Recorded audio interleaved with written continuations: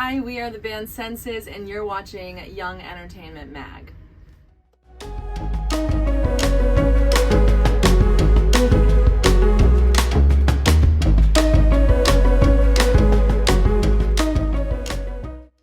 For people who haven't heard of our music before, I would describe it as punk curious pop rock. We like to say that we coined the term punk curious. Yeah, it's just big, heavy drums, big sounding guitars, some synth elements in there. We like to push the envelope forward with production. But yeah, punk curious pop rock, I would say. Well, our band formed via Craigslist.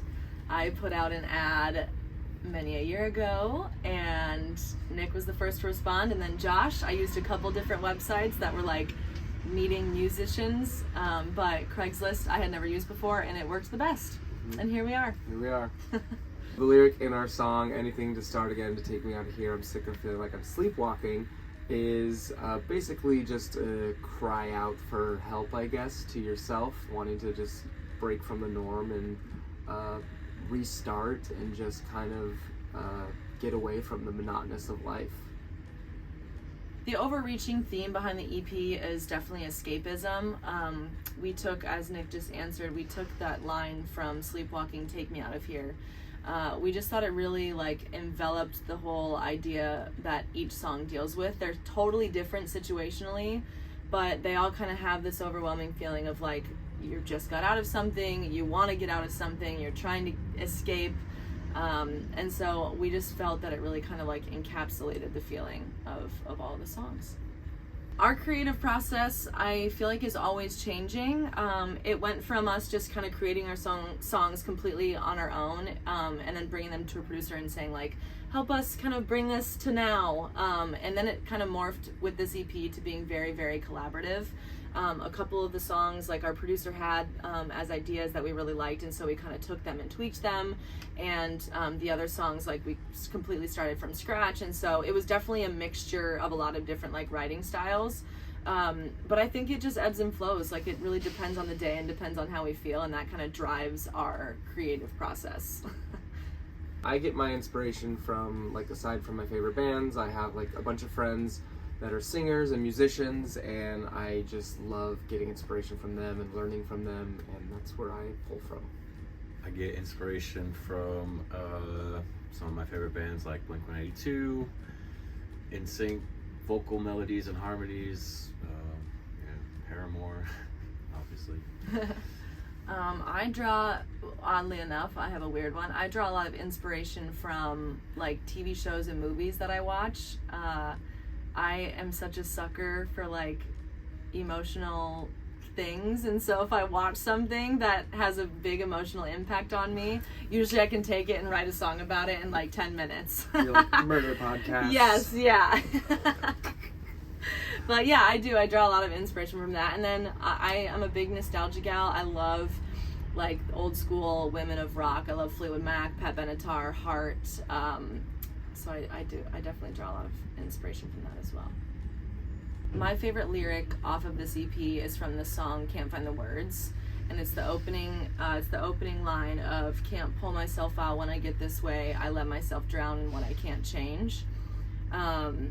That one it really hit home for me because there's so many times when I just get so stuck in my head and I'm okay, snap out of it, but I cannot physically make myself get pulled out of whatever I'm feeling. I really struggle with that sometimes, and that's I think something I'm always working on just in my own personal life and in the band as well, Yeah.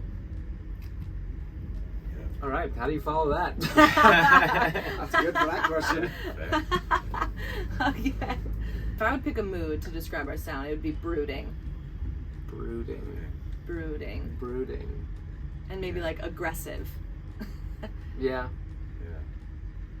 What about you guys? Sure. I don't know. I would just say it's got a lot of punch. Punch. I like punch. I like punch. Cool. I like big. I think our hooks are always big. Big can be a mood. Feeling mood. big. Feeling big. Do we ever get stage fright?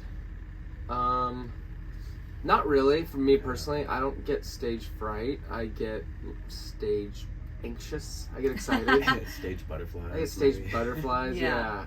Mainly just because I just overthink. I'm like, did I eat enough food today? Do I have energy? Am I hydrated? Like, is something gonna go wrong technically? Like, is one of my drums gonna break?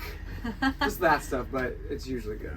I always tell people, if it's a room full of like thousands of people I've never met, I do not get stage fright whatsoever. But if it's like a small room filled with only my peers, friends, family, I'm like, super nervous. It's definitely the most nerve-wracking. Yeah, it's always nerve-wracking to play in front of people that like mean a lot to you, and then like close family members or whatever.